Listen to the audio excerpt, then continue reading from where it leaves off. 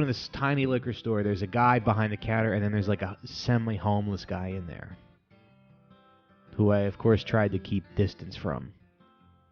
But he was in breathing range. I don't know. It's all very tough. It's all very weird. It's all very kind of like a coin toss. Coronavirus is a real Javier Bardem it's a real Javier Bardem in No Country for Old Men, you know? It's a fucking coin. Just so happens that this first liquor store doesn't have dark rum, so I go to the other one, where somebody walks by me and he's wearing a mask, and then I'm, sitting here sneezing and coughing, and I don't know. And then this guy John Prine has a coronavirus. I haven't even heard the guy's music before today, but it's great. It's incredible. It's very I don't know. When something's authentic, you feel it. It's nothing special. It's nothing I guess what's the word? Sensational. But this is fucking great. You shouldn't trust anybody who says they don't like hip hop or country should absolutely not be trusted. You know? Anybody who denigrates the magnificent culture of rap or country music like this is sus in my mind. You know? It's the language of the well, I don't want to pontificate over here. But I mean, what the hell else are we going to talk about besides this virus, everybody? Huh? It's on all of our minds. I hope you guys are staying safe, staying sane. I hope everything's good. I'm drinking rum and Pinot. This Bacardi rum is good because it's oh my god, it takes me right back to senior year of high school, where you just find a bunch of shit to pour into your head. You know? I remember prom weekend. I mixed some Captain Morgan with beer. That's a fun time in your life because you think that you're going to be the one to like discover stuff. You know, you think you're going to be like, you think that you're the first person to ever do that. To go, I got an idea for a mixer. How about motor oil and Crisco, and we'll put it in a blender and see what happens. Anyway. It's nice to be here. I got a bunch of stuff I want to talk about. Say a prayer for John Prine. I'm going to Google him because I just want to make sure that he's alive. It looks like he's okay. It looks like family says he is 1 day ago, 9 hours ago. 5 John Prine tributes you need to hear. I don't know, these songs are just so good. What ethnicity is John Prine? Let's check it. American white. Anyway, things are pretty good over here. I really have no complaints. Though I do want to thank everybody who Venmo'd me money. Like I said, my income is no more. Half of my income has been wiped out by this. Luckily, I'm dipping into savings a little bit. I have some Patreon money coming in on like the 5th. I really, really appreciate anybody who is giving money that way. If you want to be a patron, it's very easy to sign up. You can sign up in 5 minutes, and you can as soon as they find the vaccine for this thing, you can fucking kick rocks. But I do have to plug this in the beginning, and I want to and also we don't have any ads or anything, okay? I don't feel like emailing back and forth with some guy who works at a fucking online gambling company that only pays you in Bitcoin. You know? I want your money directly into my that's what I want. I want your hard-earned dollars. But I'll tell you what I am doing over on Patreon. I'm doing a show. It was Deb's idea. Deb, who's always been smarter than me. It's called Queued In. We're doing a daily podcast. Okay? Every day we're in quarantine. Except the days that I do my regular show. We're gonna do a little podcast. So I hope you guys will join me. over on Patreon. And I also do want to plug my Venmo is Michael-Racine-2. If you want to make a little one-time donation, I would certainly appreciate that. My PayPal is michael.racine@gmail.com. That's my email. Look, I probably could go back if I wanted to and move furniture, build closets or something, but I'm trying to see how long I can ride this out because I don't really want to be, I don't know. Everybody's like, oh, no one wants you in their house, but I think people do want, I don't fucking know. I don't know. I don't want to like be on someone's house and touch their, I mean, I'll happily do it. And I think I could stay safe doing it. I'm just not sure, but I want to see how long I can. Day by day, everybody. Also, I'm not like worried or anything. I'm also living my best life. I mean, this morning I woke up. I went back. Deb and I just moved. I went back to my old apartment. I cleaned up. I braised a pork shoulder yesterday. I made a cake today. I made a little pineapple upside down cake, which is a very underrated cake, I have to say. It's not in the conversation of best desserts. I put a little poll on Twitter and I said, "Hey, should I make a carrot cake or a pineapple upside down?" And carrot cake won. Carrot cake got about 60% of the carrot cake was Joe Biden, unfortunately. But I'll tell you what, this cake is good. I only had a couple bites because I'm saving it for the morning because I'm going to eat cake for breakfast tomorrow. Like a Europeano. Like a freaking Europeano over here. I'm going to go outside and have an espresso and a piece of cake. Anyway, I hope you guys are doing well. Friend of the show, Lily, called me yesterday. If you guys listen on Patreon, she's been a guest a couple times. She's a younger comic, very funny, very fun. She's funny, fun presence, good writer. Follow her on Twitter, Lils Michelle. Anyway, long story short, she's got coronavirus. I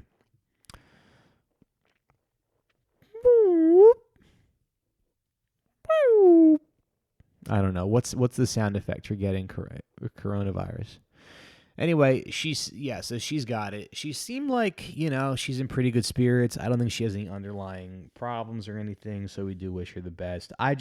She was like, I feel really sick, but I was like, once this is over, you're going to be good. You're going to be in good shape.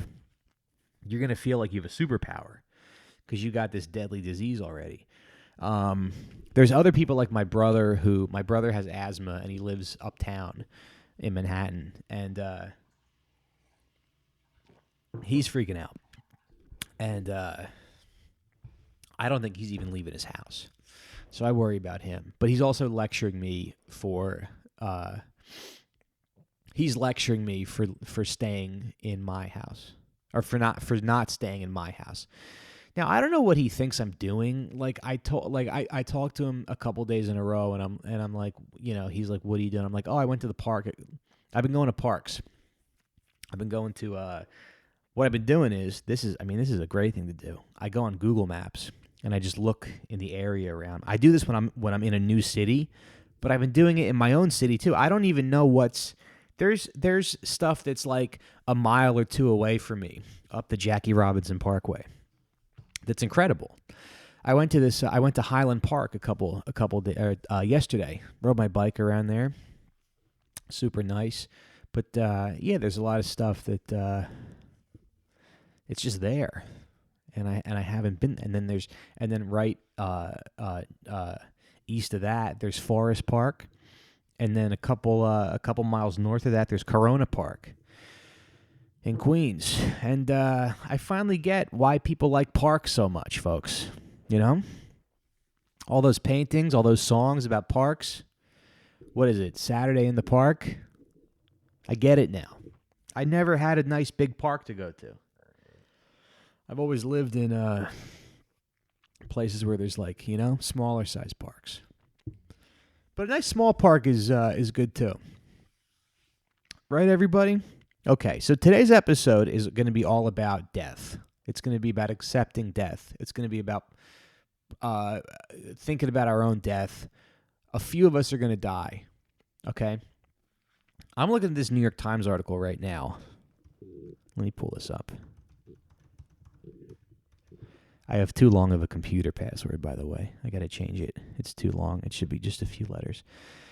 Anyway, here we go. New York Times. Coronavirus live updates. White House projects grim toll from coronavirus. The scientists leading the administration's fight estimated the virus could kill between 100,000 and 2. God damn it. Dude, 100,000 deaths, that's like 30 9/11s? 3,000. No, wait a minute. Hold on, I'll figure this out. 10 9/11s would be 30,000 deaths. Fuck. So that's that's 33 9/11s. Just 100,000 deaths is 30. God damn it. That's so many people dying. Why is everything so fucked? And then, hey, you want to talk about organized crime? I listened to a podcast this week. This woman's accusing Joe Biden of rape and sexual assault. Well, she's accusing him of sexual assault. She said that in this lady, Tara Reid, kind of an unfortunate name, but in 1993, she was working as an intern for Joe Biden, the then senator of Delaware. And he called her. Here's what she said. She said he called her into her. She said the staff was it was like a very sort of top down. It sounds like a shitty environment, right? And that one day they were like, "Hey, Joe needs this duffel bag," and then she said that she doesn't remember the whole assault, but she said she felt him. She said that he pinned her against a wall, and he penetrated her, and then. She said that she froze. Then he was like, "Hey, come on, man! I thought you liked me, or I thought people say you." So Joe Biden committed sexual assault. He put his fingers inside of a woman without without consent. I don't know what was going on in the early 90s, but it seems like if you were a bald... Joe Biden's one of the guys, by the way. He looks better now as a 78-year-old than he did as in 30 years... 93 was 30? Almost 30 years ago? So he would have been, 47? 47. No way. 47. 47 and 93? God damn it. Where does the fucking time go? This is day 20 of the quarantine. I feel like it's the first week. I feel like it's the second day of vacation where you're like, let's get to the lay of the land here. Wait a minute. Was he 47 and 93? There's no way. Yeah, because my parents were in their... Hold on a second, guys.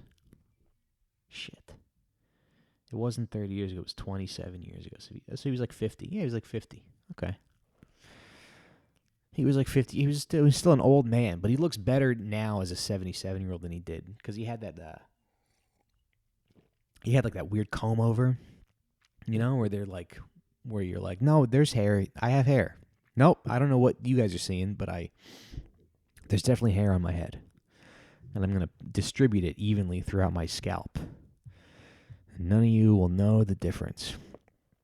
Yeah, so Joe put his fingers inside of a woman, and then you should listen to it. Listen to the Katie Halper show. Turn this show off right now. Listen to the Katie Halper show. There's a pretty detailed interview with this woman who's accusing him.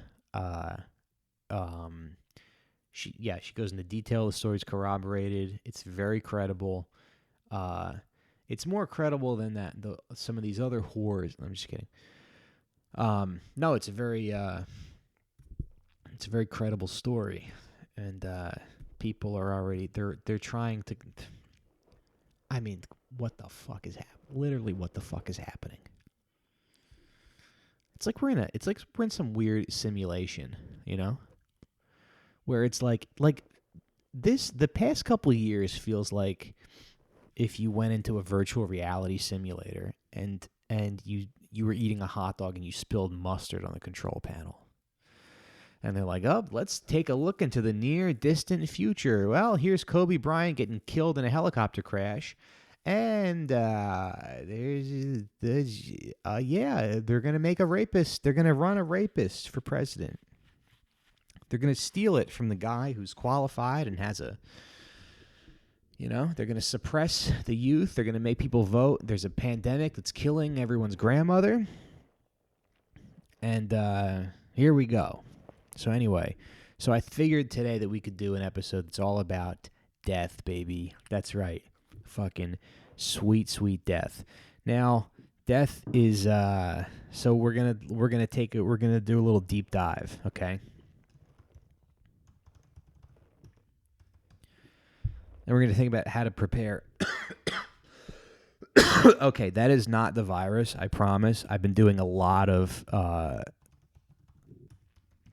kicking up. I've been kicking up I've coughed. I'm telling you, for the past, what was March 8th? 3 weeks ago? For the past 3 weeks, I've been coughing like twice a day. I think I'm dehydrated.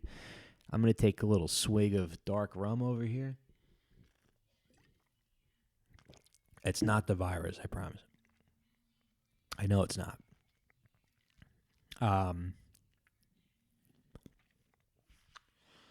Or maybe it is. I don't know. It's a weird thing, too. You never know when you... And then let's just read a couple facts here, though. President Trump strikes a somber note as he warns of a painful 2 weeks ahead. Americans are putting pride aside to seek aid. Oh, I was watching that fucking scumbag Dennis Prager on his channel be like, this is so foolish. They're going to let a couple thousand deaths stop the whole economy? I mean that's ridiculous. Yeah, we're actually pro-life, you fucking piece of shit. So why don't you go jack off when someone shoots a Palestinian kid in the head, you fucking scum of the earth. We're going to talk about religion a little bit, and if there's a hell, I really hope that guy and everybody that works for him is going straight there. Because that's the problem. These people just get away with this stuff. These people just spread a bunch of lies, and then nothing ever happens to them. It's weird, folks.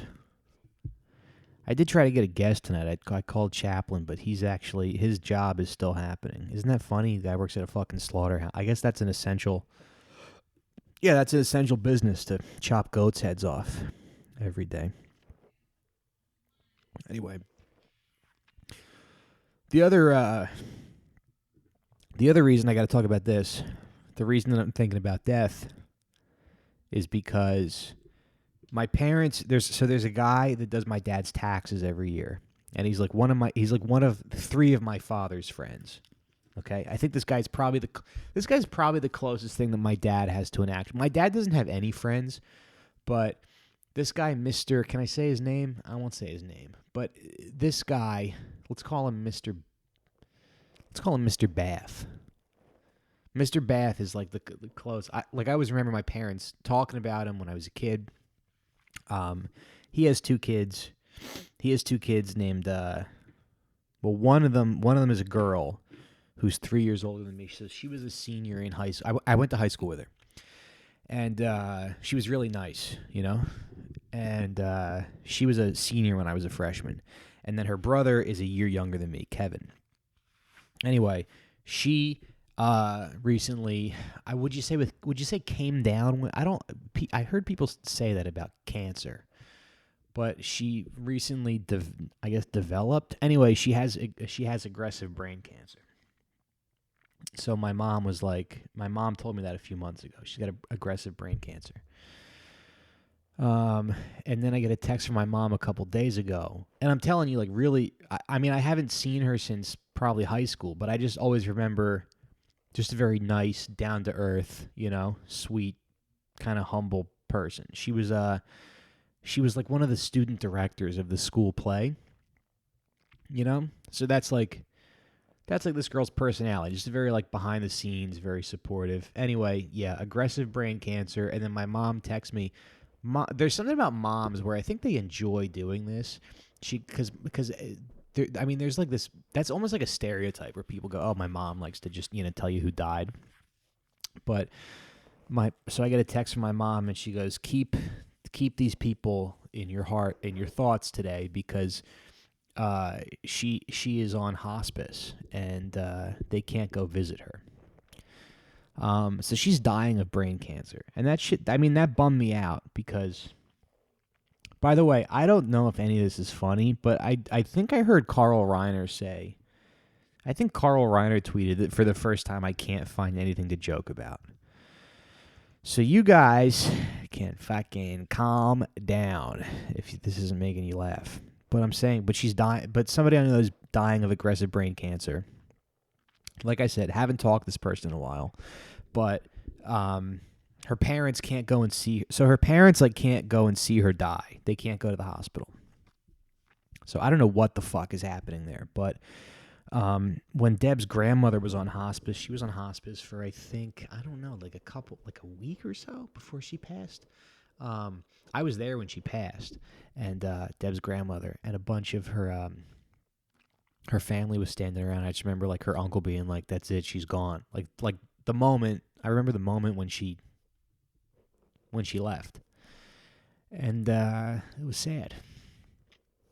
But she was home at least. She was at her house. Anyway,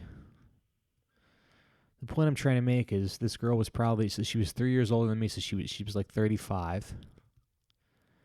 And brain cancer is a funny thing because I'm sure when you get it, you get that news, but I think most people when they get that news, I feel like most people don't. For me, I feel like my first reaction, right, when you get bad news, you try to keep it together, when somebody like that. I mean, at least that's my first reaction. When they go, "Hey, you got to move out of your apartment," or "Hey, your grandmother's dead," equally bad things in life. Right? They go, you go, okay. If somebody called me right now and said, "Hey, your mom's dead," I would go, "Okay, all right, we'll figure it out." I remember thinking that when my grandmother passed away, and I remember thinking that when Kevin Barnett passed away. Deb called me and she goes, "Kevin Barnett died," and I was at the gym, and I knew that I was gonna be upset. I was gonna cry later. I was gonna be real sad later. But I was like, okay, that's weird. It's weird that someone's dead. It's weird that someone has left this earth. You don't know where they are. If they're young, they have parents, they'd have to lose a kid. And look, I hate to break it to you guys, but we get about, I don't know what the downloads are, but odds are, I'm going to look at the Libsyn numbers right now. Odds are some of you that listen to this podcast are going to die from this. Okay? That's just, people we know, maybe. My fucking brother with his asthma. I mean, I don't know why he's not getting out of this. Why he didn't get out of the city. But he's not. He's here in his one-bedroom apartment, freaking out, lecturing me, telling me what to do. I think if I do get it, I'm going to have to hide it from him because that means he's right. And he's right to be like, do not go to the park. And I'm going to go to the park, buddy. Okay? But anyway, I think that we should talk about death. Because we're all kind of looking right at it.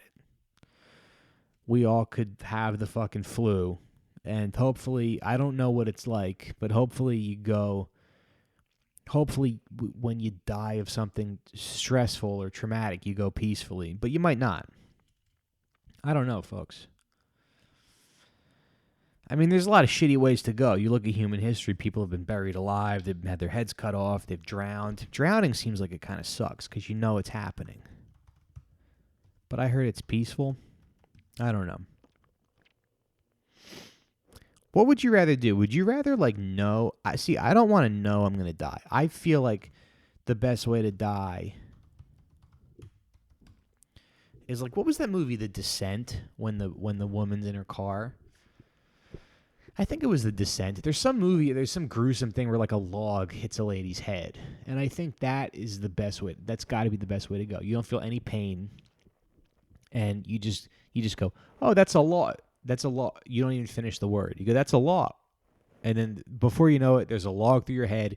Your kids are in the backseat screaming, but they're fine. Your wife is going, "Oh my God." But, let's be honest, she's going to be better at raising the kids anyway. You taught them what you can. You know, you taught them about Pizzagate. You said, listen, the world is, look, I know you're 4 years old, but I want you to know the world is run by an international cabal of pedophiles that want to fuck you. They want to fuck your ass, and they want to drink your blood. And I'm not going to be around forever, so you got to keep that, you know, that tight little 6-year-old asshole safe. Don't trust anybody.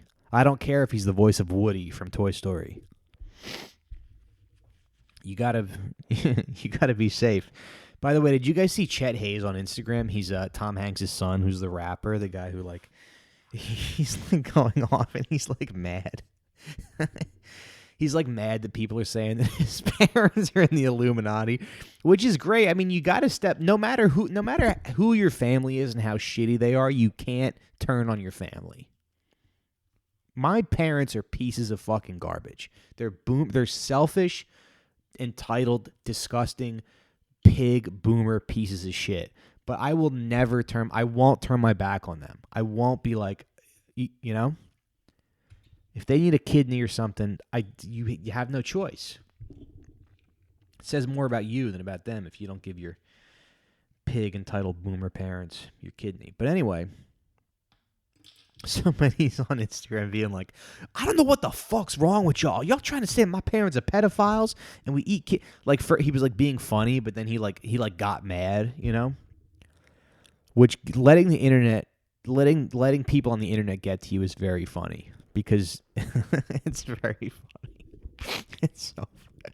It's so funny to think like your father has so much money, you're gonna be fine. Like you'll never need anything, you know. It's your man that people are saying that your dad fucks kids. You're like, yo, I'm sick of y'all, man. You on some bullshit. Y'all motherfuckers on some bullshit. So, shout out to Chet Hayes. I like that because that's a moment that I would call like Sopranos-esque, right? Where it's like you're watching someone who's kind of a shitty person. Like kind of actually, I wouldn't even say that guy's a shitty person because to me, I feel like Chet Hayes, for how he turned out, he's normal. I think he's pretty normal.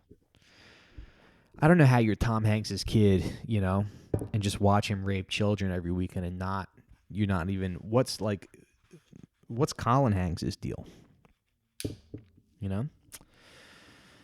Anyway, so death. Okay, we got the organized crime element out of the way with Joe Biden and his staff.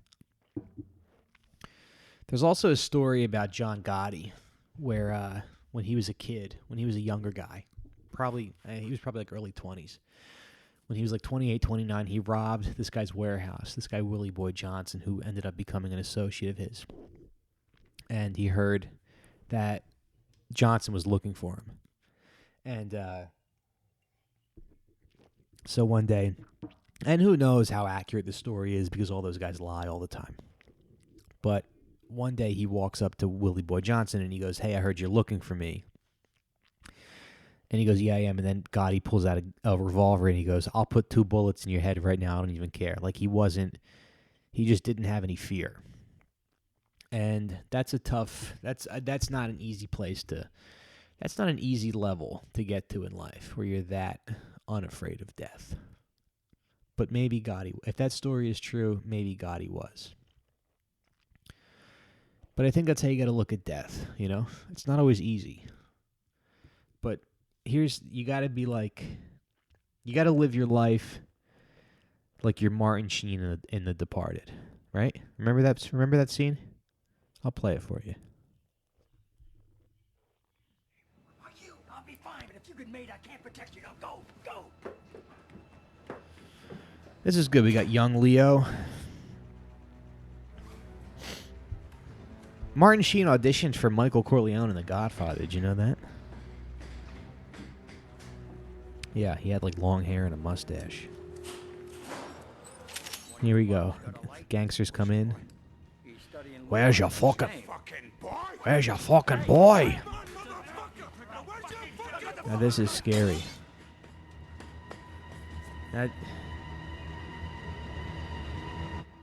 Oh, Now his body is falling and right in front of him. Oh boy. Whoa, what the fuck? Oh, Yeah, he's dead. fucking see that? Yep, they threw him out of a building, folks. Sarge, something just came off the building. These guys are not fucking around. Now,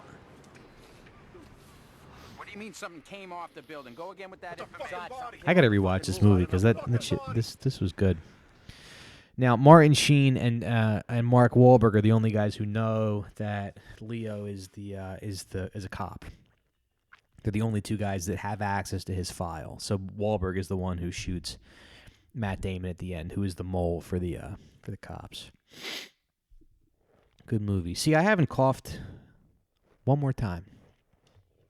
Anyway, so shout out to Deb who helped me research this week's episode. So what we're gonna do now is we're gonna take a little look at well, also Armageddon was a movie where, you know, Bruce Willis sacrifices himself. Now that was weird. I think that fuck. God damn it. I swear to God, I've been moving. I've been kicking up a lot of dust at my old place. This is not a corona cough, I promise. This has been happening for like 2 weeks, 3 weeks. See, I don't even need to cough. But anyway, that's Michael-Racine-2 on Venmo. If you guys could kick me a couple bucks for this cough, let me get some fucking NyQuil. Let me get an extra bottle of NyQuil and some sleeping pills, and I'll just fucking go to sleep and never wake up. Okay.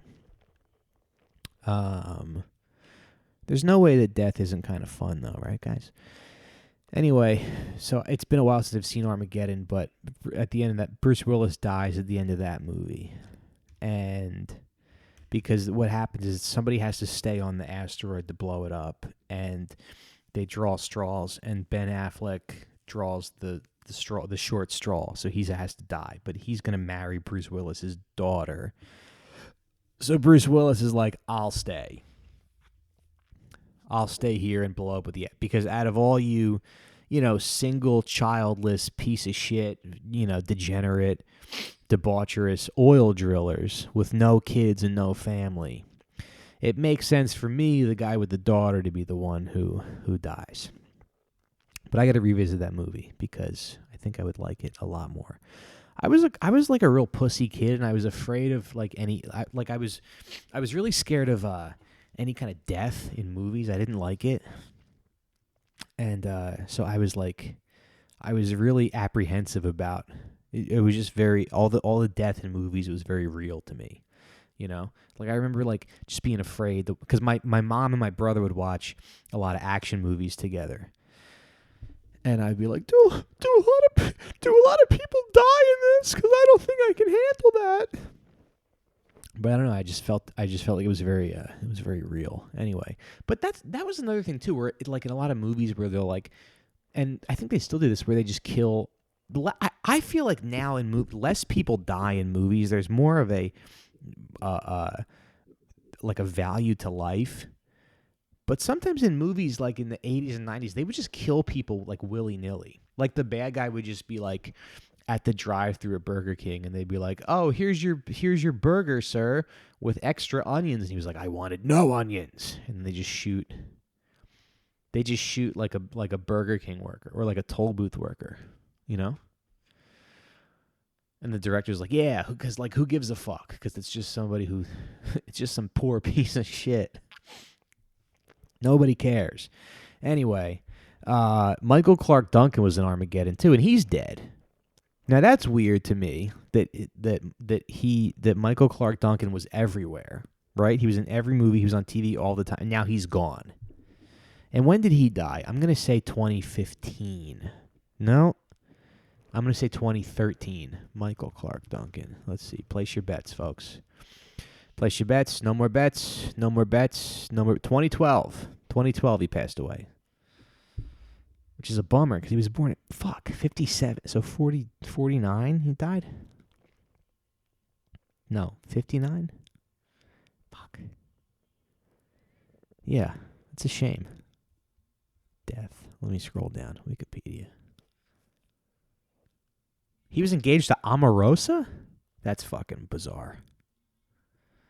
All right, who cares then? This is so weird. Everybody, all those elites are just, they're all fucking each other. Isn't that weird? Isn't that weird that like Carly Kloss is married to Jared Kushner's brother? Like there wasn't anybody else you could spread your legs for. Why? Stop giving your pussy to people who are eating children.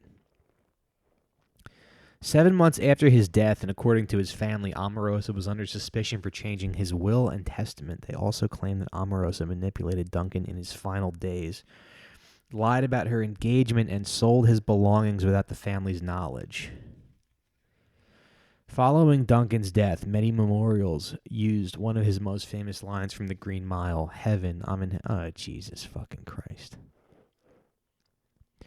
Heaven is literally, heaven is a word for stupid. Heaven is where we tell my retarded brother that our grandmother is. That's what if you ask Alex where Nona is, he goes, if he's having a good day, he says heaven. Heaven. She went to heaven. She's in heaven now. Yup, she's in heaven and she's always watching you. So when you jack off, that's where she is. Anyway. Yeah. So he's dead. It's coming for all of us and people that look, here's the thing. I have a feeling that when this is over, we're all going to know someone who passed or we're going to be dead. So, and I thought I would have some more to say about this. I thought I'd have a little bit look, here's how you got to look at death, but I don't know. I think I told this story before, but I went to Italy a few months ago, and I went to Florence, and I was walking in the Duomo, right? So that big dome cathedral, which is huge. It's way bigger than it looks in the pictures.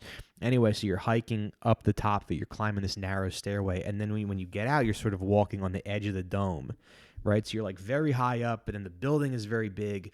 And you look down, you're looking out and down, and there's this massive, you're in this massive dome. You're in this cathedral that is bigger than it needs to be. Like, it's 50 times bigger than any church you've ever been inside. And it's this huge mind fuck, and I'm just walking in this narrow pathway, and I'm like, I was just convinced that this thing was going to break, and I was like, I'm going to fall to my death, and there's nothing I can do. And I just feel like every movie where someone goes, come on, keep moving, I think that's horseshit. And I remember actually, right after 9/11, my history teacher, this guy, Mr. Kelleher, he had a brother who, and he worked for some security agency. And Mr. Kelleher was like a younger guy, and he brings his brother in, and it was his younger brother, and he comes into our class to talk about what 9/11 was like, because he ran away from the towers or something.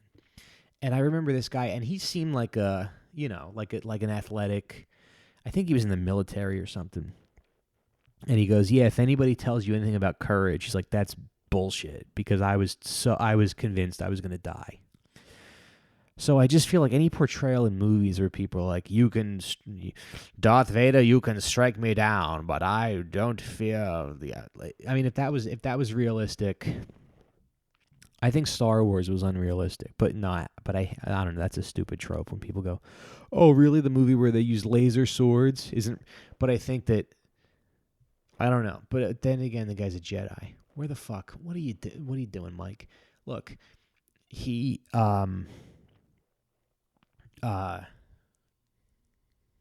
everybody's afraid of dying. Okay, that's where I'm at. Everybody's afraid of dying. So what Deb did was she compiled a little document for me, and she said. She was like, these are how different cultures view death. I'm going to try to find it. Where is it? Religion and death. Okay, here we go.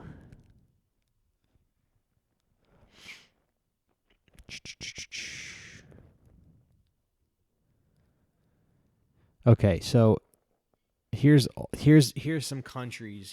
Here's how a couple countries view death. South Korea.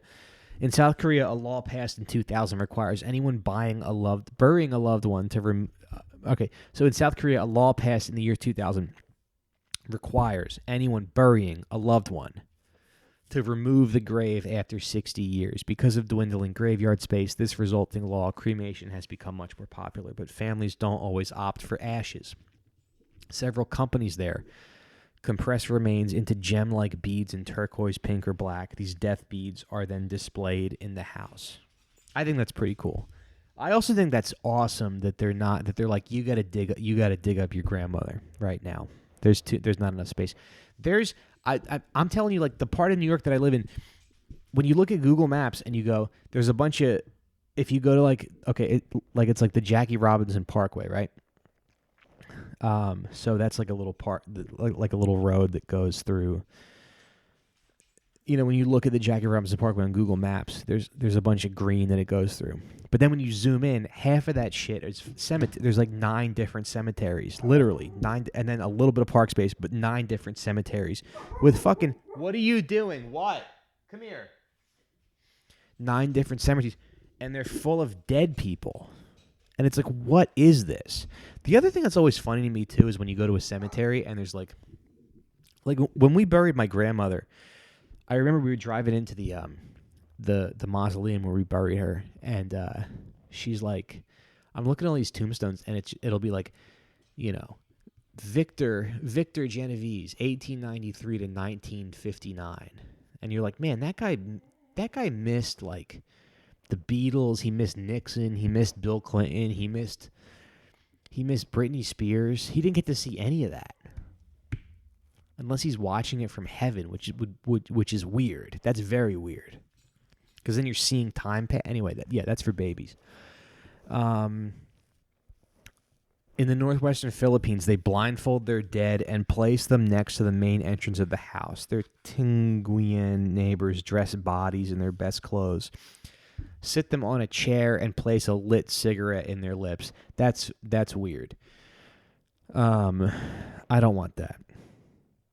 Like, they're there.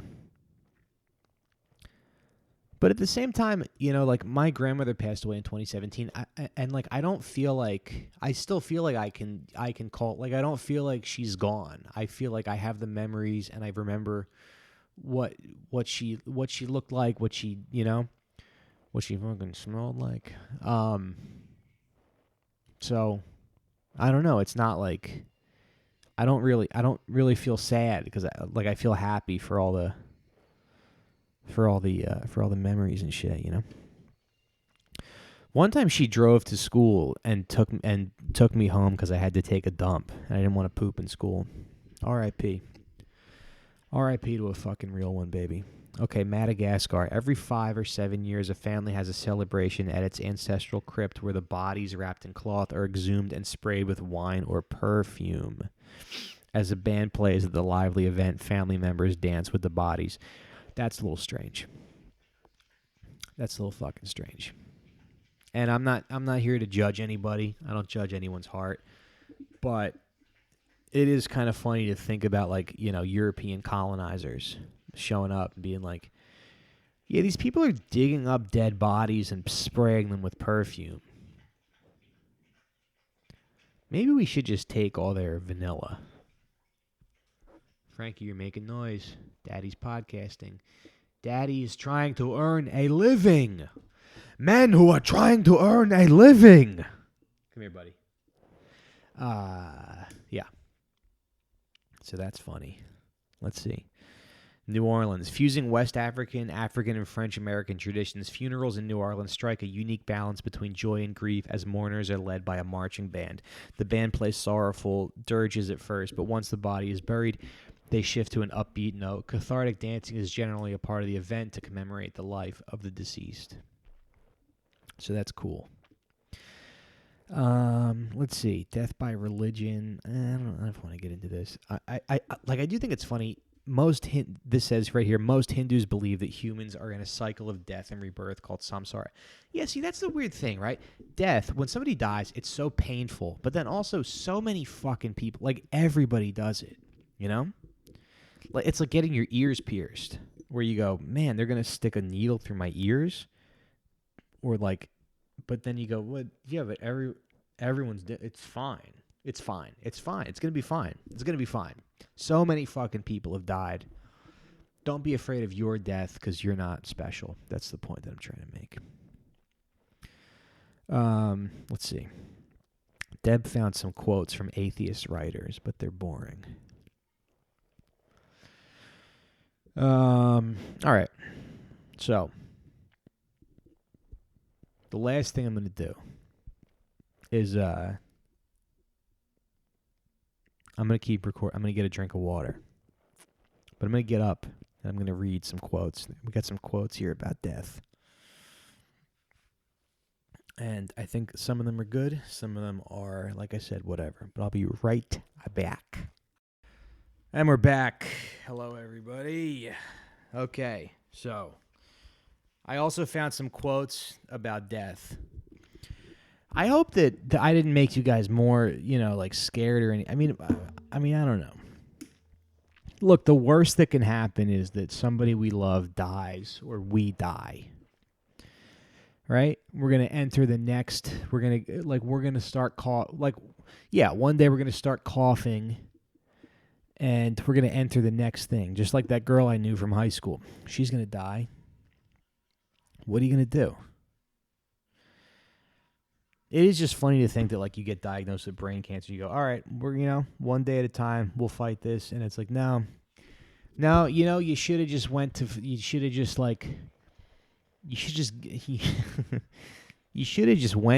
had fun one weekend and got AIDS. That's what you should have done. Because you wouldn't have had to worry so much. Anyway. Can I switch chairs?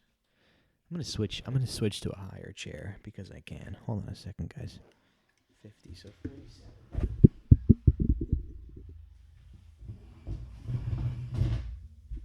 All right. So I thought so we can end the show with some quotes about death.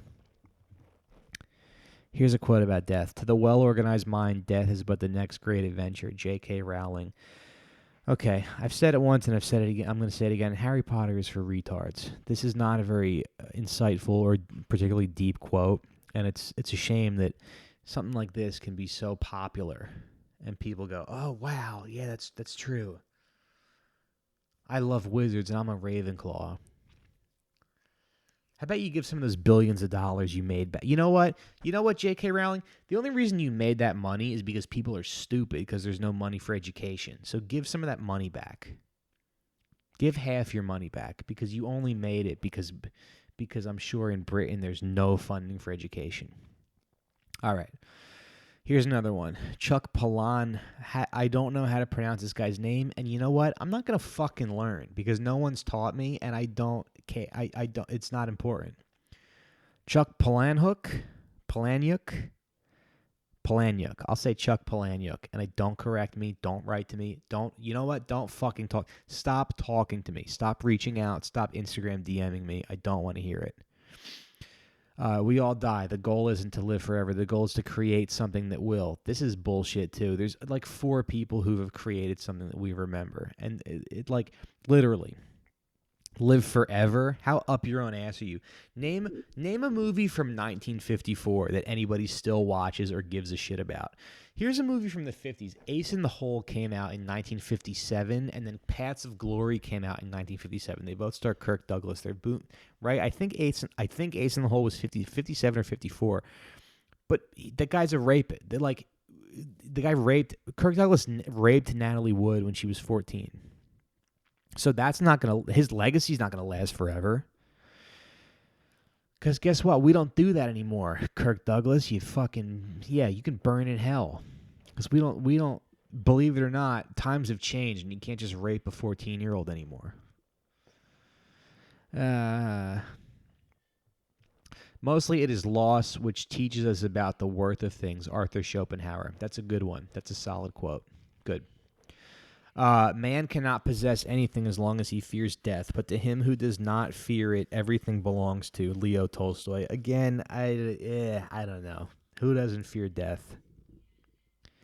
How do you not fear death? If you have any ideas, that you can write in. You can write in about. This is a quote from Unknown. Everybody wants to go to heaven, but nobody wants to die. This is like if I was a rapper and I was 13 years old, this might be something that I would write. Everybody want to go to heaven, but nobody want to die. This is what are you talking about? This is the problem. If you get laid saying something stupid, you'll be stupid forever. And that's why I didn't fuck till I was 19 years old. And I want to thank every woman who didn't fuck me until I was 19. Because I think I'd be dumber. Because I think I would revert back to the stupid stuff that I said when I was like 16 or 17. And I think somebody like Mark Maron strikes me as a guy who like was like, hey, I don't know what's going on in my head. And some dumb bitch was like, that's really interesting. Here's my pussy. And then he just did that forever. Right? I mean, you get like when that guy talks, you just kind of get the sense that like, oh, this got you laid in like 1997. Why am I talking about the 90s so much? I don't know. Okay, here's a great one. Here's a great quote about death. A great one. Cowards die many times before their deaths. The valiant never taste of death but once. William Shakespeare, Julius Caesar. I mean, look, when you're good, you're good. I saw a tweet from Kumail Nanjiani tonight, and he goes, hey, maybe somebody like picked up the monkey's paw. This is really funny. He goes, maybe somebody picked up the monkey's paw and said, I want more time to make bread. Because everybody's making bread now. I mean, look, talent is talent. As annoying as that guy can be, you know what? I don't even think that guy's annoying. It's another thing, too. Let's see you handle power, okay? All right.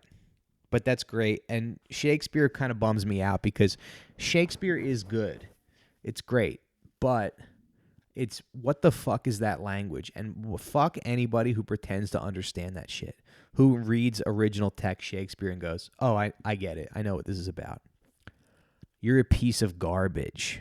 You're a piece of garbage. You should go into the inner city and try to teach this to kids under a hip hop beat, and then they stab you to death. All right.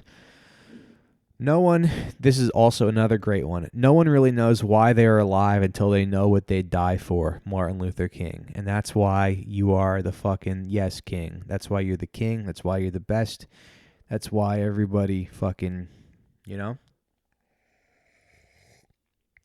That's a good one.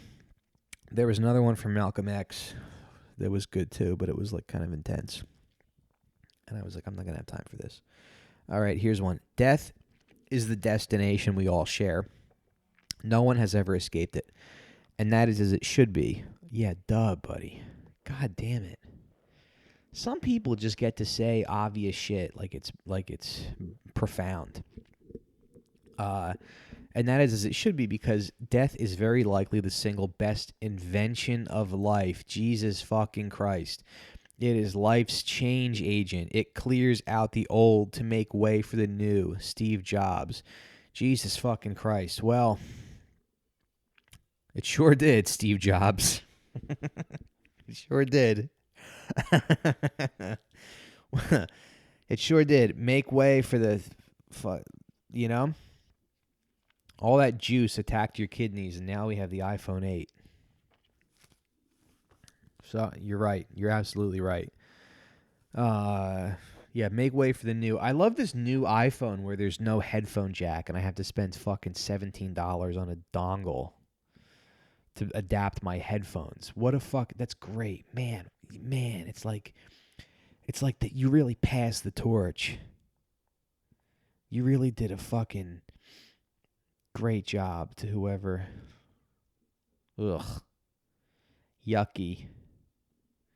I'm not glad anyone's dead, but there are times when my phone, you know, is acting a fool. And I go, okay. You can't just make that many people's phones die. Holy shit. A staggering...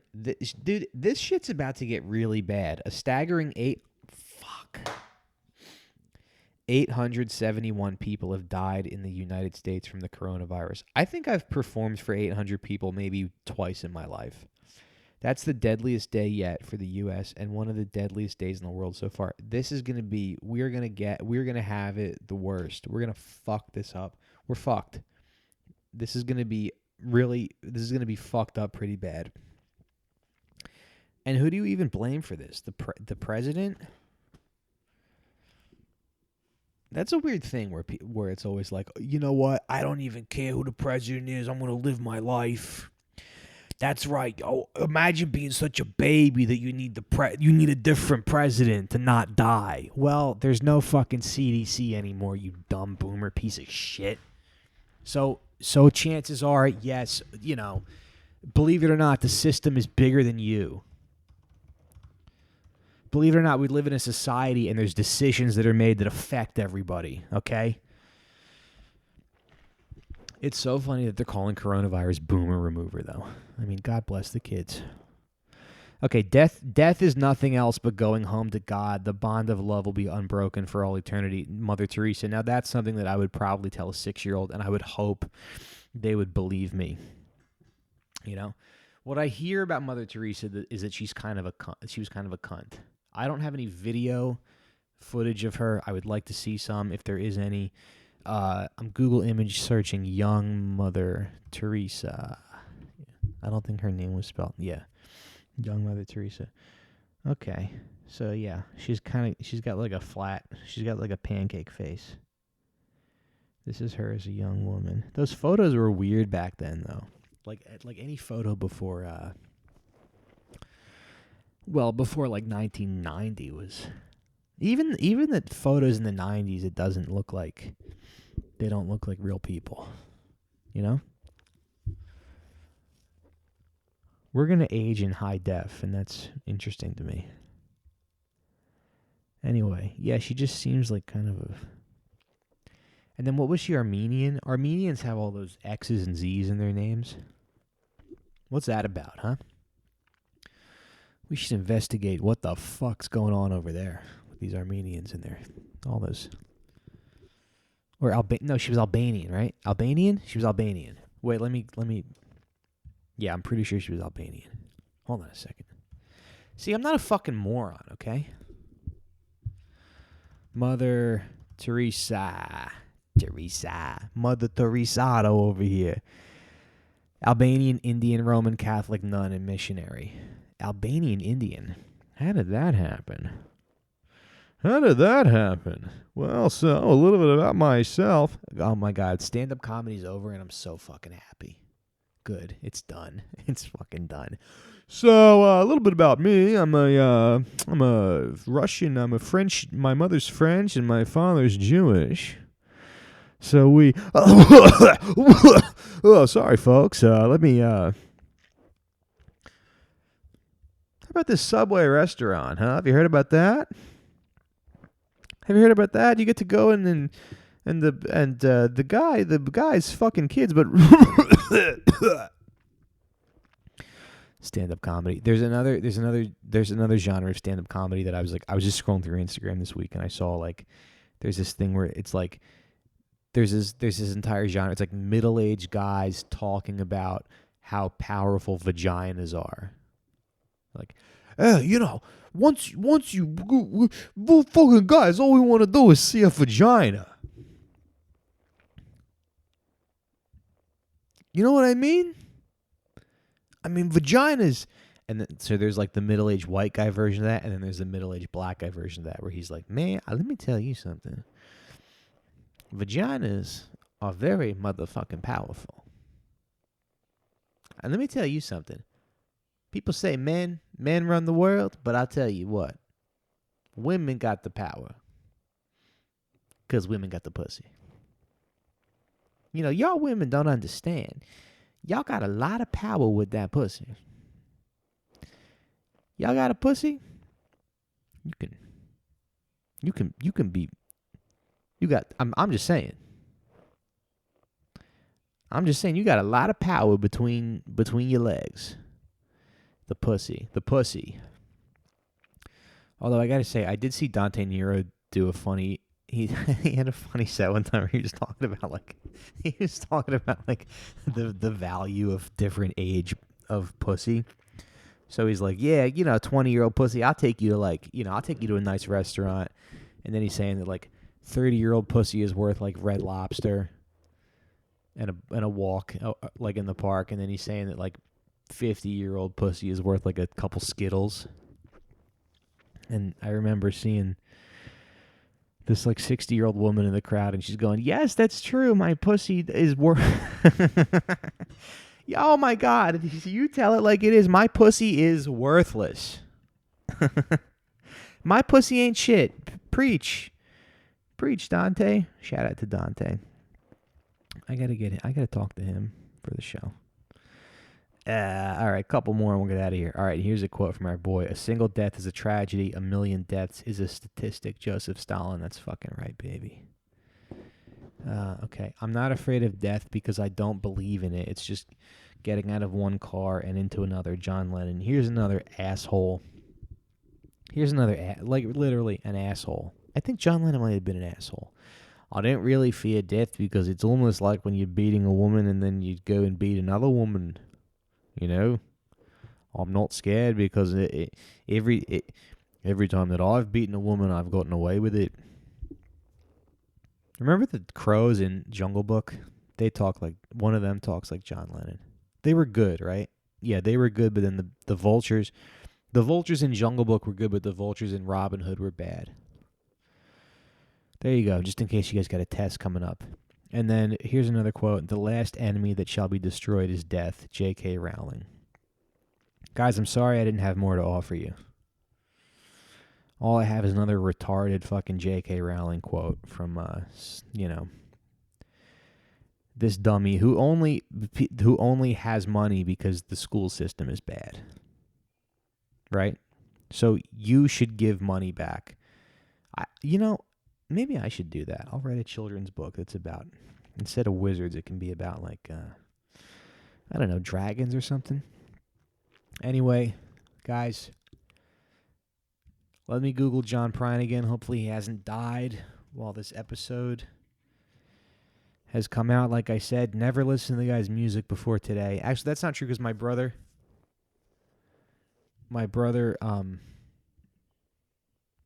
the fuck is this? Oh, nice. Joey Saladino. Why do you follow me? Why do you follow me? Joey Saladino is the guy who pissed in his own mouth.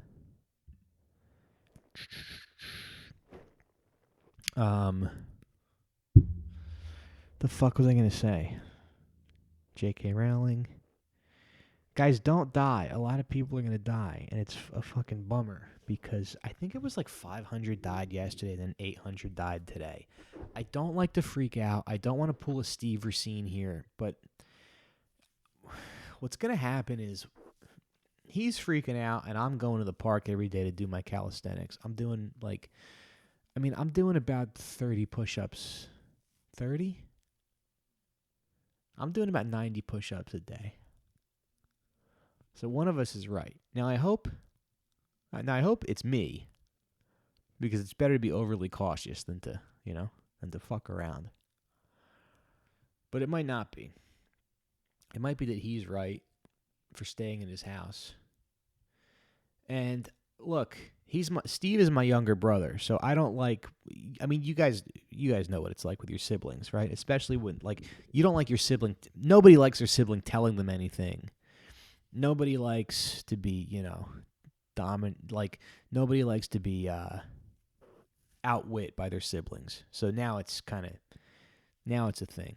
But if I get coronavirus and die, please nobody tell Steve for like a couple months, because it'll be very embarrassing if I die of coronavirus when he told me not to go to the park. All right, guys, let's see. How's our boy doing? I'm on Twitter so we can see if he's alive. It looks like he's gonna be okay.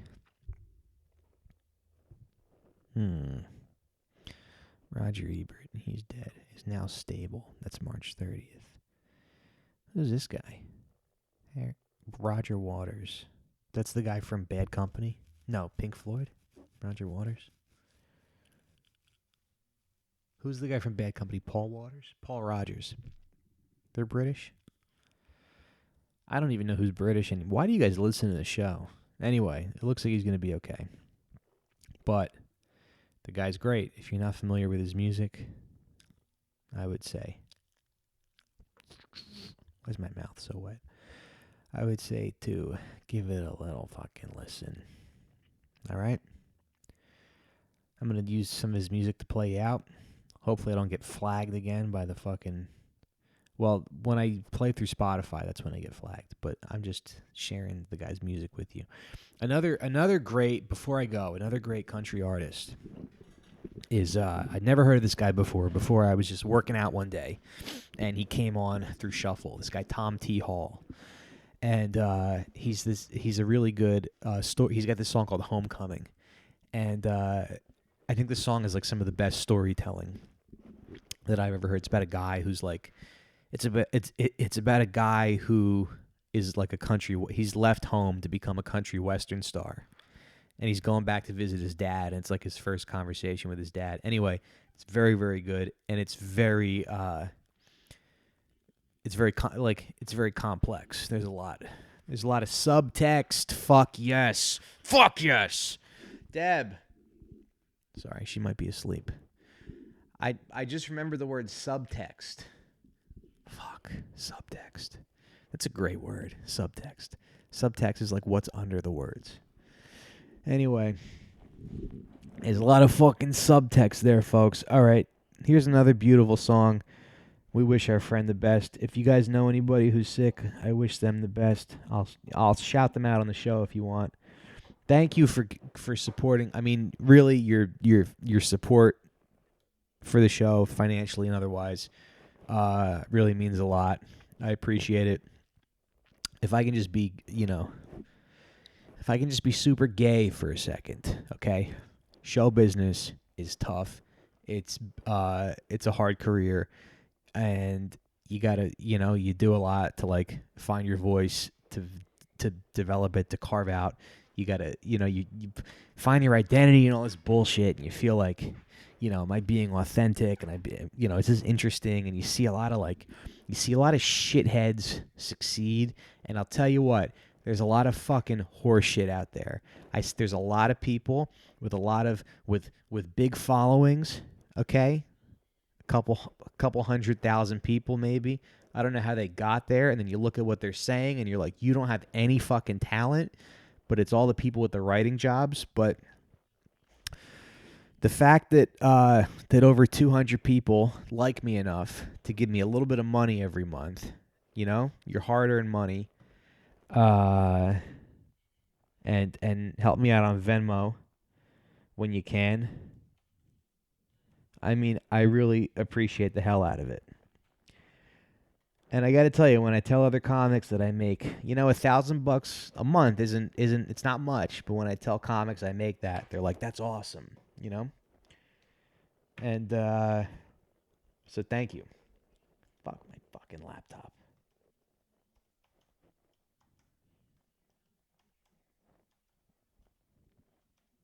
You know what I mean? It means a lot, kids. Hour 12. Son of a bitch. Why isn't this cocksucking thing working? There we go. All right.